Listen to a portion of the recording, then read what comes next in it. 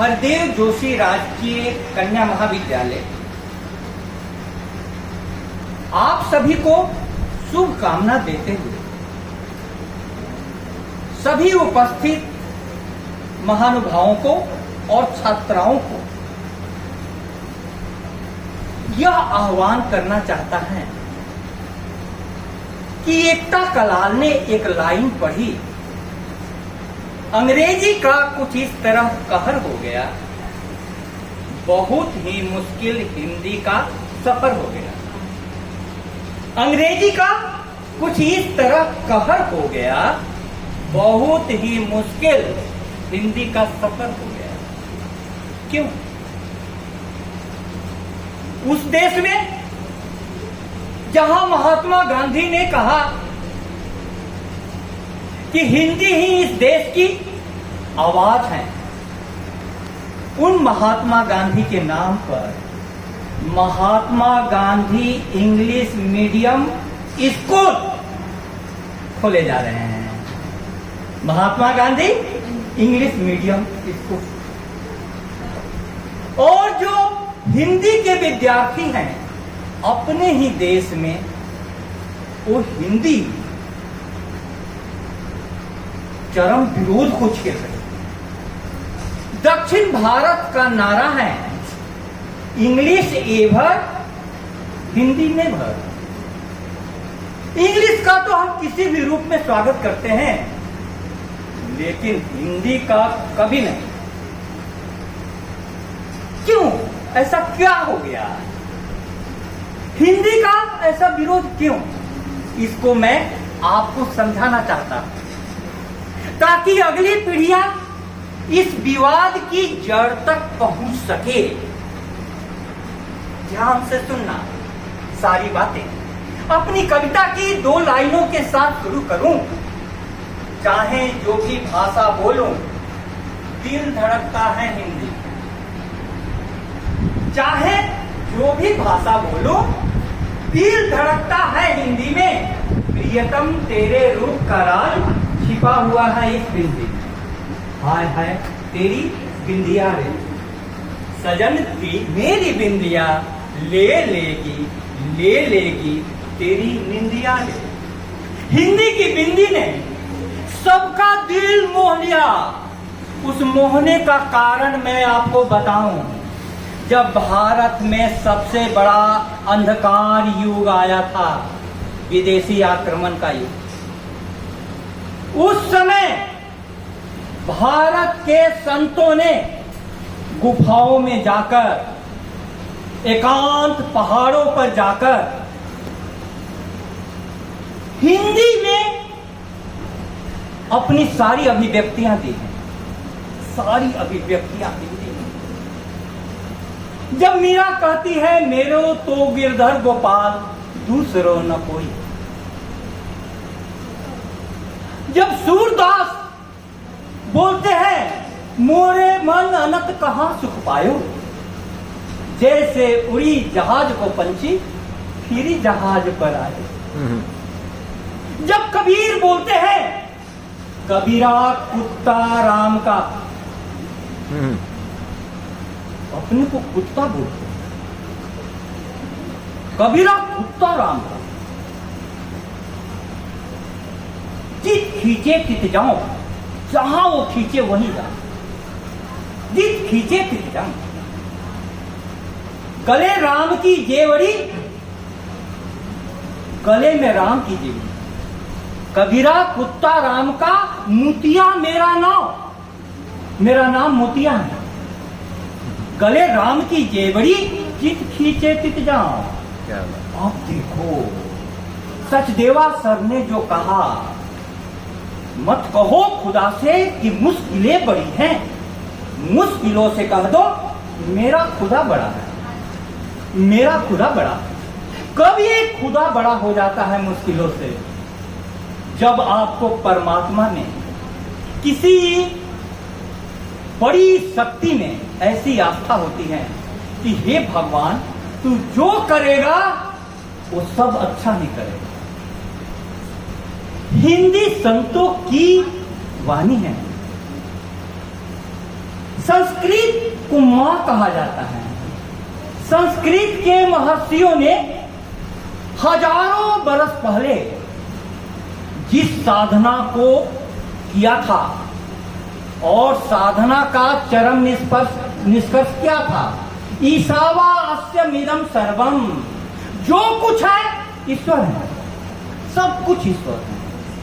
यदि सब कुछ ईश्वर है तो बताओ, हिंदू और मुसलमान आपस में लड़ेगा? ईसाई और सिख आपस में भिड़ेगा? कभी नहीं। तुम सब ईश्वर के भिन्न भिन्न रूप हो। यदि सुख उसका उपहार है तो दुख किसका उपहार है? दुख किसका उपहार है? हिंदी के संत जिन्होंने अपनी अभिव्यक्तियां दी हैं, थोड़ा उनको गौर से पढ़ना। उनको पढ़ने के साथ ही सारे टेंशन विलीन हो जाते हैं। मैं महाविद्यालय के इस मंच से एक बहुत महत्वपूर्ण बात कहने जा रहा हूं कि कोटा जैसे शिक्षा संस्थान में जहां आत्महत्याएं हो रही हैं और बड़े बड़े आईआईटी में पढ़ाई ने इतना तनाव बढ़ा दिया कि बच्चे छत पर जाकर छलांग लगा जाते हैं। यदि यह पढ़ाई अपनी मातृभाषा में होता तो पढ़ाई उनके लिए इतनी सरल, इतनी सरस हो जाती कि किताब हाथ से छूटता नहीं, किताब हाथ से छूटता नहीं। और इसको देखने को मिला जब भारत के भिन्न भिन्न संतों ने हमें वो विराटता दी और भारत का जब स्वाधीनता संग्राम चल रहा था, हिंदी ने पूरे भारत को एकता दी, एकता दी। अब आप देखो, उस समय दक्षिण भारत के राजगोपालाचारी और गुजराती भाषी महात्मा गांधी दोनों ने कहा कि हिंदी भारत की आवाज है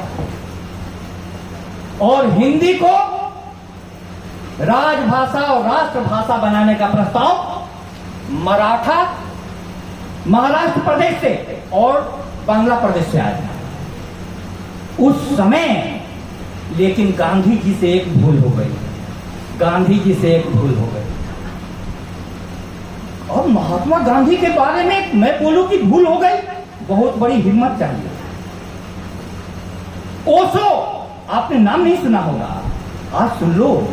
ओशो ने कहा कि हिंदी को राजभाषा का अहंकार, राष्ट्रभाषा का अहंकार महात्मा गांधी ने देकर गलत किया। मैं ओशो की बातों से भी सहमत नहीं हूं, लेकिन विचार का तो बिंदु है। आखिर जो हिंदी सबके दिलों में बसी हुई थी, आप जानिए केरल के नंबूदिरीपाद ने, दक्षिण भारत का राज्य है, अपने राज्य में हिंदी को द्वितीय राजभाषा बना रखा है। कहीं भी इधर आपको चिकित्सालयों में नर्सेज मिलेगी, कहां की? केरल की। इतना रोजगार उन्होंने पाया कि नर्स का सारा रोजगार केरल ले गया। तब तमिलनाडु में हिंदी का विरोध क्यों हो रहा है? English ever, Hindi never. क्यों? क्यों? सोचो। इसका कारण मुख्य मैं बता दूंगा, अगली पीढ़ी को समझ में आ जाए। उसका मुख्य कारण है कि जो ही किसी को आप रानी बना दिए, राजा बना दिए, दूसरे में ईर्ष्या का भाव जग जाएगा, ईर्ष्या का भाव जग जाएगा। जब तक हम सब साथ में हैं कोई दिक्कत नहीं, एक का सिंहासन ऊंचा कर दीजिए, ईर्ष्या भाव काम करने लगेगा। दूसरी, जो भी राजभाषा और राष्ट्रभाषा होगी उसमें सारी नियुक्तियां उन्हीं भाषा जानने वाले लोगों के पास चली जाएगी, बड़े पदों पर वो आ जाएगा। नहीं तो दक्षिण भारत में हिंदी का विरोध मैं नहीं देखता। दक्षिण भारत में अलवार और नैनार संत थे। उत्तर भारत में कबीर, मीरा, तुलसी ने हिंदी में एकता का सूत्र दिया, परमात्मा का गीत गाया। 500, ये भी मत सोचिएगा कि हिंदी हिंदू की भाषा है, नहीं, एकदम नहीं। क्योंकि 500 मुंशी प्रेमचंद की लाइन है, 500 मुसलमान कवियों ने हिंदी की जो सेवा की है वह सेवा दूसरा कोई नहीं कर सकता। हिंदी तो उन लोगों की भाषा है जो प्रेम से लबालब थे, प्रेम से लबालब। जिंदगी जीने का एक ढंग है, प्रेम से भरे रहो। इसलिए कबीर ने क्या घोषणा की, ढाई आखर प्रेम का पढ़े तो पंडित हो। प्रेम का यह खेल सारे खेलों से जुदा, मिलता है हार में भी जीत का मजा। प्रेम का खेल कैसा है, सब खेलों से अलग है। बाप के साथ बेटा लड़ता है और बाप लेट जाता है, बेटा छाती पर चढ़ जाता है और बोलता है मैं जीत गया, मैं जीत गया, मैं जीत गया। ये प्रेम का खेल है। हिंदी प्रेम की भाषा है, अंग्रेजी प्रतियोगिता की भाषा है, प्रतियोगिता व्यापार की भाषा है, व्यापार की भाषा है। इसीलिए एकता आपने जो कहा कि हिंदी अंग्रेजी का कुछ इस तरफ कहर हो गया, मुश्किल हिंदी का सफर हो गया। इस देश का दुर्भाग्य रहा कि अंग्रेज तो चले गए लेकिन अंग्रेजी नहीं गई, अंग्रेजी नहीं गई। अब इस अंग्रेजी को आप मैं बताऊं, चंद्रयान और आदित्ययान ऊपर गया, उसकी रिपोर्ट आई है कि अधिकतर जो वैज्ञानिक हैं सामान्य ऐसे कॉलेजों से पढ़ करके निकले। आप में प्रतिभा की कमी नहीं है, लेकिन कह दिया जाए कि यही बात आप इंग्लिश में बोलिए तो कितने लोग आएंगे? आएंगे आगे? नहीं आ पाएंगे, नहीं आ पाएंगे। लेकिन कहीं भी आप इंटरव्यू देने जाइए, किसी भी रोजगार के लिए, सारे बड़े एग्जाम के लिए, क्लैट की परीक्षा आज भी हिंदी में नहीं होती है, इंग्लिश में होती है। कोटा में जो विद्यार्थी जा रहे हैं उनको मोटी मोटी इंग्लिश में